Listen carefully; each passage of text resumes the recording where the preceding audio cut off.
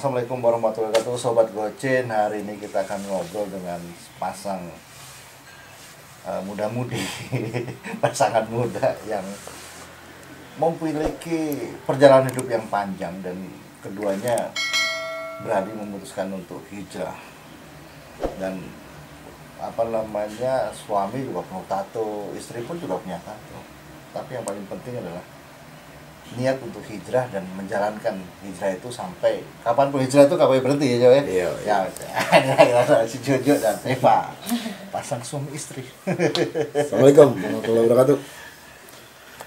Jo, Oke. gue mau nanya nih, karena jarang lah kita temuin suami istri hijrah bareng, yang dimana dalam perjalanan hidupnya dari yang benar-benar gelap kelam gitu dan berbarengan menyatakan bahwa harus hijrah bareng gitu. Apa yang membuat lo hijrah waktu itu?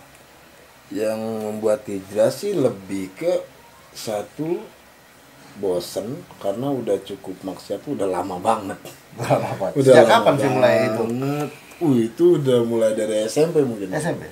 Dari SMP gue masukin dunia ya narkoba, gue masukin dunia malam, gue masukin band-bandan juga. Jadi udah waktu yang untuk gue stuck berhenti di sini. Gue berhenti di sini dan gue nggak mau kenal lagi dengan narkobanya ya, bukan dengan teman-teman gue. Karena Bukan sekedar narkoba, berarti kehidupan malam lah ya, kita ngomong gitu betul. ya. Band juga tinggal atau masih ngeband? band kayaknya nggak gue tinggal sepenuhnya sih, gue masih jalan juga. Masih, oke. Ya. Jadi apa ya? Contohnya cewek yang paling kuat. Berarti wanita yang paling kuat ya, yang mendampingin lo. Nah, kan lo perjalanan hidup lo cukup panjang. Bukan hanya sekedar yang bukan sekedar hanya narkoba, bukan sekedar bertato. Tapi juga dunia bukan sekedar pemakai, ngedar juga. Gue ngedar juga. Apalagi yang lo itu? Gue jadi debt collector, gue pernah. Gue mungkin ngabisin orang itu udah hal yang biasa. Berantem udah lah. lebih dari berantem gue. Jadi kalau kerjaan gue itu ya dulu seputar berantem sama berantem. Sampai melukai orang. Bahkan sampai beres juga gue pernah sekali. Pernah sekali. Berarti udah pernah masuk penjara dong? Udah, gue dapet setahun 2 bulan. Setahun 2 bulan. Dan mah gue nggak tahu tuh. Lu di penjara? Ya. Orang tua lu nggak tahu. Karena lu kan nggak bisa ngubungin anak hilang ya? Gue anak hilang yang udah di situ. Sama sekali menghilang atau masih bisa nelpon? Gue anak-anak menghilang banget. 1 tahun hilang. 1 tahun 3 bulan gue ngilang di situ. Dan gue mikir tuh ini kelakuan gue dan orang tua gue nggak ngedidik gini dan nggak sepantasnya orang tua gue tahu kabar ini tentang gue. Gitu. Jadi gue makan sendiri aja itu. Karena lu nyadarin bahwa itu kesalahan lu. Iya. Jadi udah, kalau kata orang tuh lu nggak usah bawa orang yang nggak tahu untuk tahu masalah lu. Oke.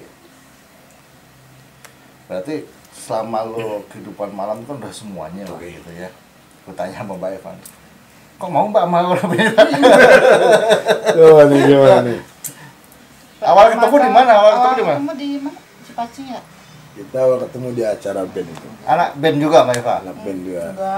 Enggak. Ya? Enggak salah lagi ya. Enggak salah lagi. Vokalis. Vokalis band rock hardcore kali. Apa ya? Crash. Punk. Pang. Oke. Pang. Crash Pang. Terus ketemunya di band-band itu ya? Dia tuh lagi mabuk. Bukan dari mabuk ya? Tapi lu suka juga sama gua. Sampai suka mabuk. Tapi kan itu saya masa lalu. Semua orang punya masa lalu. Yang paling penting itu adalah ke depannya bagaimana. Dan sudah terbukti bahwa sudah mulai berubah jauh sekali dari itu. Nah, kalau Mbak Eva sendiri ketika yang hijrah kan si Jojo dulu nih. Iya. Yakin nggak waktu diajak hijrah dulu? Pertama-tamanya mah enggak sih. Nggak yakin ya? Kan teman-temannya mah banyak yang si Jojo lah naonan semana di kombea gitu. Ya. Nah, tapi lambat laun mah Dibuktikan lah ya perubahan itu kan benar. rajin Ya. sholat. alhamdulillah. Akhirnya Mbak Eva juga ngikutin Ya sih dari jejak sang dulu suami. insya Allah kalau ibadahnya rajin. Ya. Nah, Jo, Ya. apa yang membuat lu yakin bahwa apa namanya lu butuh hijrah? Karena Islam itu udah jelas-jelas ketika meninggal itu orang selalu mengatakan semoga diterima amal Islamnya, Ya. bukan amal karaoke-nya, bukan Oke. amal premannya. Berarti benar-benar lu pada titik jenuh waktu itu. Gua udah titik jenuh banget di situ, udah merasa Atau lagi sekarat. Biasanya orang lagi sekarat baru sadar. Kalau lu enggak.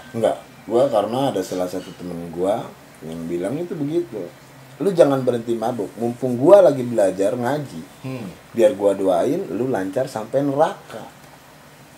Itulah yang bikin gue serem tuh. Kenapa teman gue bilang begitu ya? Dia cuma bilang begitu. Ingat bro, Allah itu menciptakan makhluknya nggak ada yang nggak berguna. Ya. Dan ingat juga bro, katanya Allah itu menciptakan surga dan neraka. Itu neraka kalau endingnya nggak dipakai ngapain diciptain, katanya. Ya. Allah sudah punya rencana semua. Dan gue nggak mau termasuk salah satu golongan orang yang masuk neraka. Berarti lu walaupun dalam kondisi ya perjalanan hidup lu ternyata lu dalam diam lu percaya ada Gua ada percaya. surga. Gua percaya Nanti jadi premannya dalam hati sebenarnya dari awal udah takut juga ya, takut mati. Takut mati gue. Takut mati. Nah, apa namanya? Setelah lu biasanya kan untuk melangkah hijrah itu kan berat banget loh. Ya. Apa yang membuat lu yakin gitu? Atau sekedar ketakut bahwa lu sadar ada neraka dan surga tadi? Yang lebih nguatin ke satu, Ini Gua- setelah berkeluarga atau sebelum keluarga? Oh, hijrahnya setelah keluarga kan? setelah berkeluarga. Setelah keluarga. Karena ya awal-awalnya juga begitu. Gua memahami ajaran Islam yang sebenarnya itu seperti gimana. Karena kalau ditanya perkara Islam, gua juga Islam. Iya. Karena gua keturunan Muslim. Dan di situ bagaimana sih menjadi Islam sebenarnya itu bagaimana? Nah, gua nggak pernah ngejalanin Islam selayaknya Islam itu seperti gimana. Dan di situ udah gua mulai pelan-pelan, gua belajar ngaji, gua belajar Al-Quran, gua belajar sholat. Di situ udah lebih nguatin bahwa semua makhluk hidup itu bakal mati dan nggak ada yang abadi. Tuh. Itu pasti mati. Walaupun itu kaya, miskin, kuat, apa lemah, itu pasti mati. Tapi kan biasanya gua kalau ngobrol dengan banyak orang yang udah mulai menemukan jalan lebih baik lah, Ya. hijrah lah gitu, godaannya kan nggak pernah lepas. Wow. Gimana cara lu punya apa namanya trik untuk apa namanya nggak tergoda lagi? Biasanya kan orang sekian mundur lagi gitu. Oke. Lo kan ini maju terus nih. Ya. Jadi bukan menjauhi mereka, tapi balik lagi kepada rangsangan. Ketika kita sering di masjid, hal yang bodoh, kita akan melakukan hal kemaksiatan. Makanya sering jadi bilang itu hindari rangsangan-rangsangan jelek. Karena kita juga makhluk hidup, punya kekuatan iman Ya. dan punya turun iman juga, kadang kita punya juga karena kita manusiawi. Betul. Makanya lebih menjaganya itu lebih ke kita kuat-kuatan aja nih sama teman kita. Kan diajakin pasti kan nggak putus-putus tuh. Iya terus. Makanya gue tuh selalu prinsip siapa yang duluan bosen. Lu ngedengeran omongan gue sampai bosen dan akhirnya lu ikut sama gue. Apa gue yang bosen untuk bilangin lu sampai gue cabut? Malah ngikutin lagi. Iya. Itu makanya di situ kita adu mental aja siapa yang kuat. Dan yang lebih jelas, temen lu nggak buruk. Temen lu semua ini orang-orang baik. Gitu. Tapi baiknya dalam cara apa? Kalau untuk mengasih narkoba sama lu jalan yang baik, gua nggak usah capek-capek buat nuntut agama.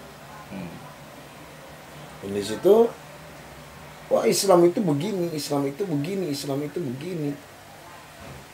itu mungkin omongan yang sangat lumrah ya Om, kalau Iya. kata gue. Ketika gue diajak ngaji, mindsetnya tuh gue takut, gue malu, gue nggak bisa baca Iqra. Sebenarnya nggak begitu, cuman tinggal ada kemauan.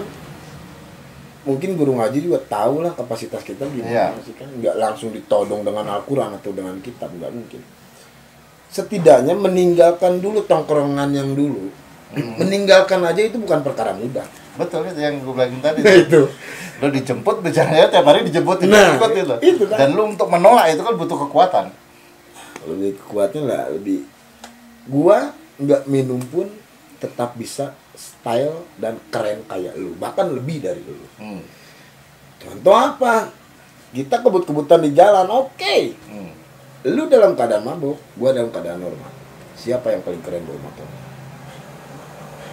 Siapa? Dia bilang, ya gua lah, gua sambil mabuk. Iya. Kata lu. Gak sadar berarti ngebut. Iya. Kata gua, kerenan gua. Karena apa? Gua ke satu lebih mematuhi peraturan lalu lintas dan lu nggak tahu.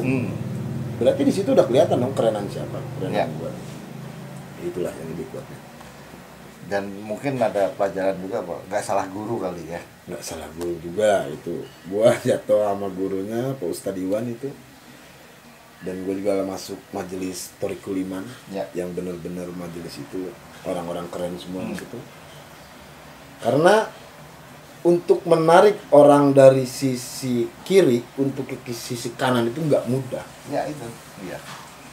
Karena kan kita asalnya nih begini nih, kita biasa dengan jalan kanan yang rusak tapi nggak banyak peraturan, tapi sedangkan jalan kiri jalannya itu rapi tapi setiap langkahnya ada peraturan. Mungkin orang seperti gua akan memilih jalan yang rusak Ya. karena itu tidak banyak peraturan. Tapi di sini gua dapat guru, lu bakal dapat jalan lurus, gua yang bakal ngikutin lu selagi lu masih di track yang lurus. Ya. Gitu. Jadi di sini gua mikir lebih ke, oh inilah sosok guru yang ngertiin gua seperti gimana. Dan gua pun orang yang awam gitu loh. Gua Ya. tuh orang yang awam, jadi Kalau terlalu didoktrin kan juga bosen ya. lu bosen, bakal cabut. Itu. Itu banyak aturan nih. Itu karena kalau mindset orang kan, oh Islam tuh menakutkan, Islam Iya. tuh begini, Islam tuh gua banyak ininya nggak boleh, itunya haram, ininya begini. Enggak gitu juga sebenarnya, lebih ke bagaimana lu menjalani Islam tersebut. Jangan masalah perkara Islam deh, perkara sehari-hari aja yang mudah ketika kita persulit itu akan ribet. Betul, betul. Lanjut nerapin ke anak-anak tuh, sholat aja dulu. Kita perbaiki sholat kita gimana.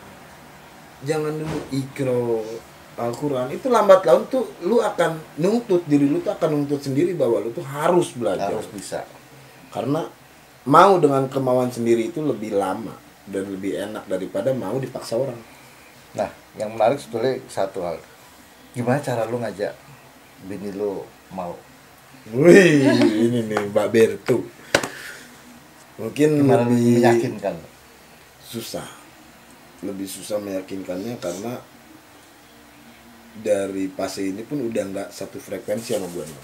Iya. Eva dengan masih suka minumnya dan gue sudah meninggalkan. Di sini butuh waktu yang benar-benar gue bisa meyakinkan Eva bahwa lu nggak minum pun tetap hidup dan bisa lebih keren. Dia tetap gimana. Akhirnya gua nggak berhenti ngasih masukan sama dia, dan saking nggak capek sih, lebih ke omongan gua nggak nempel sama dia. Nah, Jalan satu-satunya gua melakukan tindakan.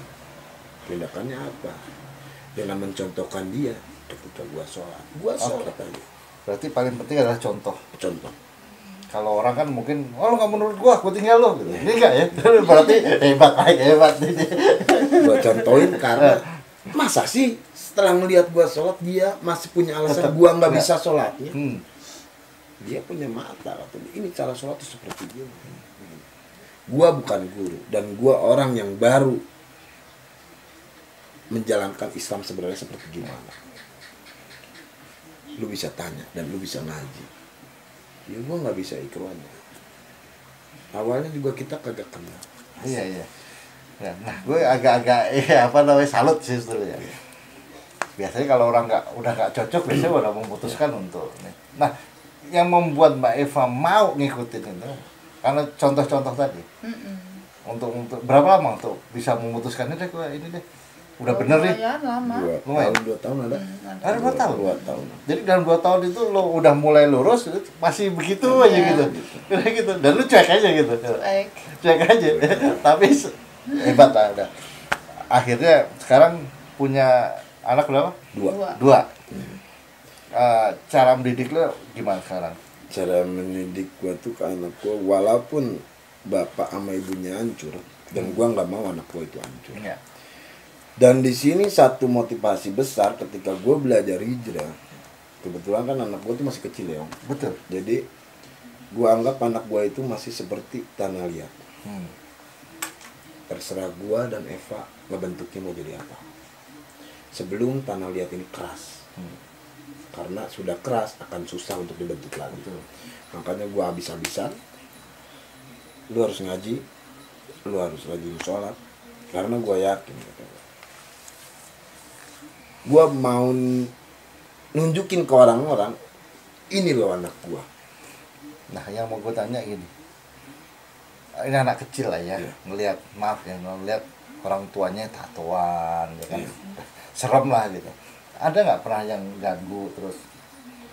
Anak itu sempat bertanya nggak kok tatoan gitu? Nggak pernah. Gifar itu nanya, ya kok badannya bertato begitu? Ini haram nggak ya? Boleh nggak ini? Ini haram, ini nggak boleh. Makanya Gifar itu jangan kayak ayah. Biar ibadah Gifar, biar sekolah Gifar itu lancar, nggak kayak ayah susah. Ayah tuh begini, kok ayah begitu begini ya? Mungkin dia lebih ke menanggapi pertanyaan dia gitu. Ya. Makanya sering kali lah, ya abang nanti udah gede pengen ditato ya. Nah itu kan serem ya, gue takutnya itu tadi. Aku menjawabnya gimana? Gua ngejawabnya gimana? Iya, silahkan. Apa sih jawaban iya untuk anak kecil? Terkadang kan orang bilang, belum amat anaknya minta ditato, diiyahin aja. Anak gua itu baru 6 tahun. Iya. Dia nyampe untuk mengenal tukang tato tuh masih lama. Iya. Apa salahnya sih iyahin aja? Oke. Ini enggak? Ya. Iya. Yang abang mau dianting ya nanti udah gede? Iya, silakan. Karena gua nggak tahu anak gua itu gede itu jadi apa. Betul. Iya. Tapi paling tidak yang lu bilang tadi, ketika lu kondisi seperti ini, lu membentuk tadi itu dari sekarang. Dari sekarang. Jangan sampai telat kan gitu. Iya. Itu yang pelajarannya paling penting. Terus apa namanya? Sekarang kegiatannya apa? Gua sendiri buka kedai kopi. Kedai kopi. Gua sendiri buka kedai kopi yang Ya. itu ada 4 teman-teman sih. Teman-teman yang udah sama-sama Udah hijrah. sama-sama hijrah. Terus itu gua nikmatin dagang-dagang kita seperti gimana kebetulan berempat itu udah pada berkeluarga Ya.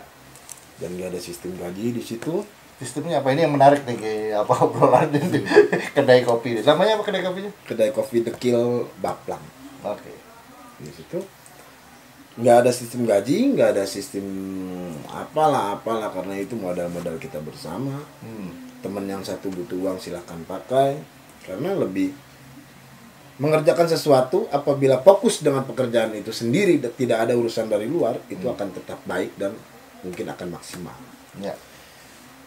Makanya ketika teman-teman curhat, gua inilah, anak gua inilah, istri gua beginilah, begini, rumah gua begini, lu pakai dan lu beresin.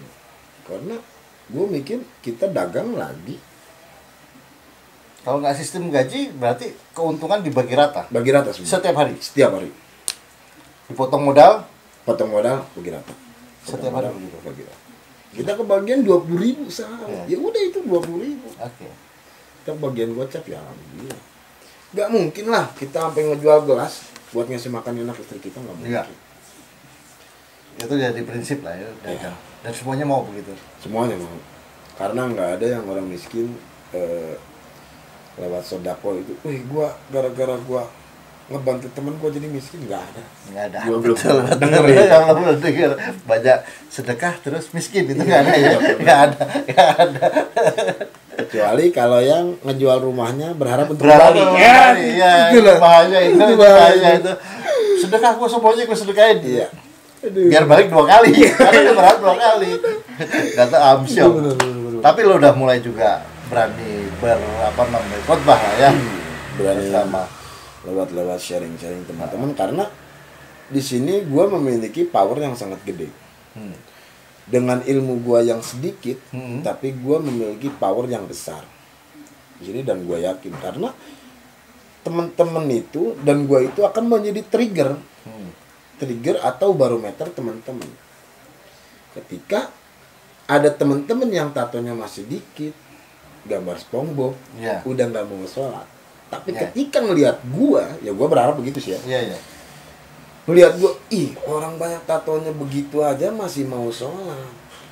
Udah hancur loh dia. Gue mah gak pakai narkoba, gue cuma tatoan doang. Bodoh banget gue ketika gue gak mau sholat. Berarti Islam itu gak ada batasan. Iya. Makanya harusnya gak heran lihat orang bertato sholat. Yang heran tuh orang gak tato gak sholat. Itu ya betul ya. Kalau lihat orang tato sholat ya gak usah heran. Yang gak tato gak sholat ya. Sholat dik. Belum bisa kita belum kita. Nah Mbak, ketika suami berubah gitu, apa yang Mbak rasakan kalau sempet nyesel nggak? Karena kan banyak ekonomi jadi berkurang apa? Banyak sih yang rasain. Apa rasanya? Lebih tenang atau lebih walaupun nggak ada duit misalnya gitu kan, tapi lebih tenang atau? Kalau nggak ada duit enggak sih, ada aja ya. Juga ada. Biasanya kan kalau itu kan istri merongrong, ini enggak ya? Enggak ya. Amin. Alhamdulillah enggak. Tapi apa namanya? Kayaknya mah. Ya. Tapi dengan perubahan yang drastis banget ini, berarti Mbak ikut juga merasakan ketenangan juga daripada kehidupan yang dulu lah, kehidupan malam, kehidupan gelap gitu. Enggak enak dulu. Nggak enak ya, baru sadar sekarang lebih enak tenang. Sekarang kayaknya. lebih tenang sekarang ya. Anak udah 2 ya kan, terus sudah mulai berani berdakwah. Sebenarnya apa yang membuat lu berani berdakwah? Gue yakin mungkin orang-orang seperti gue akan lebih banyak bisa merangkul. Ya. Karena mungkin orang tuh melihatnya akan satu, dakwah itu menjadi momok yang menakutkan. Ya. Ketika di sini gua hadir dengan teman-teman, gua ingin merubah mindset tersebut. Dakwah itu menjadi hal yang menyenangkan. Enggak seperti apa yang lu pikirkan bahwa itu agama Islam itu terus membahas agama. Enggak. Di situ alhamdulillah beberapa geng motor itu ada yang masuk majelis gua juga. Ya. Karena mereka mikir tuh, ternyata dakwah ini tuh beda loh dengan dakwah-dakwah yang mungkin orang tua lain banyak bicarakan. Di sini gue ngebahas tentang perkara Islam tuh se-enjoy mungkin, senyaman mungkin.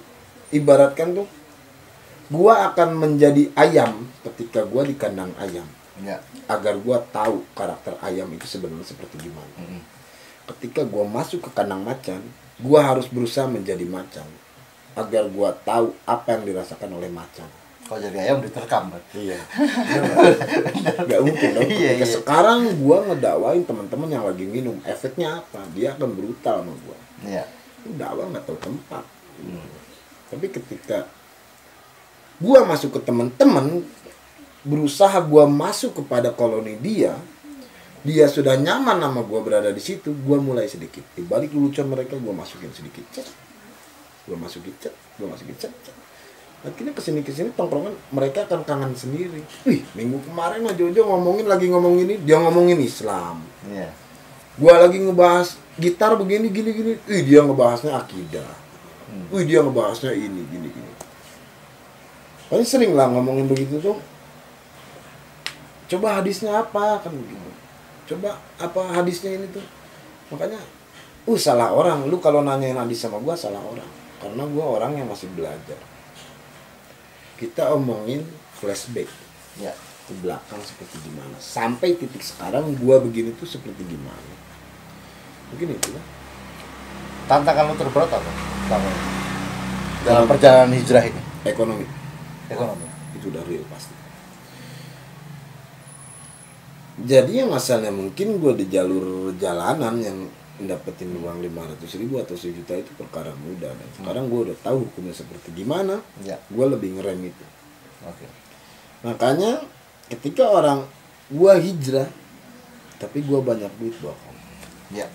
Bohong. Terus apa yang membuat lu kuat bahwa oh ternyata begini ekonomi gue malah jadi seret. Itu ada kan pasti godaan Yang juga. lebih kuat ke satu, gue nggak dikejar-kejar orang. Oke. Jadi Gue lebih nyaman. kenyamanan berarti Kenyamanan ya, yang gue cari itu kenyamanan. Percuma gue punya duit 10 juta kalau tiap gue bangun pagi digedor-gedor rumah gue sama orang. Berarti berapapun lu syukurin Gue harus. syukurin. Karena yang gue pikir rezeki itu adalah yang kemakan. Ya. Dan gue pun gak mau dapat duit 100 miliar tapi gue nggak bangun lagi atau gue mati. Mending gue punya duit 1000 perak sehari tapi gue tetap hidup. Iya.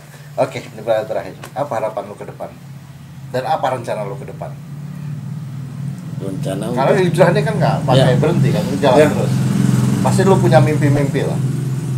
gue mimpi pengen bikin satu majelis yang di situ memadai teman-teman yang mungkin dipandang sebelah mata sama orang. Ya. Dan gue pengen ngebuktiin ke masyarakat luas bahwa orang seperti gue itu bisa berubah dan gak ada kata terlambat. Kebanyakan orang mindsetnya tatoan, antingan itu udah jelas bajingan, udah jelas pengkhianat, udah jelas Ya. apaan lah. Di sini tuh gue pengen ke depannya sama teman-teman gue. Kebetulan majelis gue tuh dari Keliman banyaknya bertato semua. Oke. Di situ gue pengen ngerubah mindset. Udah sih, jangan pernah memaksa bubur untuk menjadi nasi, karena itu hal yang tidak mungkin, Mustahil. mustahil. Ya. Dan nikmatin aja hidup lu bertato sekarang. Kalau lu mikir tato lu masih haram untuk melakukan sholat, terus kapan sampai tato lu itu halal? Ya. Ya kan? Kapan? Tato gua haram. Wudu gua nggak sah. Terus mau nunggu sampai kapan? Orang udah nyata nggak bisa. Nyata, gitu. Betul. Jangan sampai lu ditanyain sama karpet masjid nantinya. Ya kan? Sekarang orang meninggal di bawahnya kemana sih om? Di sholat ini di mana? Iya. Di masjid. Masjid. Di masjid. Ketika kita ke masjid seumur hidup, cuman sekali-kalinya itu pun pas mati. Pas disolatin. Pas di sholat kagak sopan lagi. Udah mau mati, paling depan lagi. Orang pada berdiri, kita pada lanjut. Atau mau buat kan? Kata karpet masjid, bang kemana aja? Sekalinya datang pas mati. Pas mati. Itulah gue tadi ngobrol sama Jojo sama Mbak Eva, kita ambil hikmahnya bahwa perjalanan hidup itu tidak ada yang tahu, tapi paling tidak kita harus yakin bahwa ketika kita sudah banyak salah, banyak dosa, kita harus yakin juga untuk merubah diri itu, dan kita harus yakin bahwa Allah Maha Pengampun. Oke, dan semoga sukses, semoga majelisnya sukses. Amin, ya Allah. Dan itu teman-teman hijrah semua ya kata-kata ya. Iya, teman-teman. Kalau teman-teman yang pengen hijrah boleh belajar ke situ. Oke, kita bisa bareng, nggak ada batasan umur, pengen kakek-kakek, pengen anak muda juga ayo. Kita semua masih belajar. Dan nggak ada kata terlambat. Terlambat itu ketika mati tapi belum bertobat. Ketika hidup tidak berguna, itulah yang nyesal. Itu jangan telat tobat. Assalamualaikum. Oke, thank you.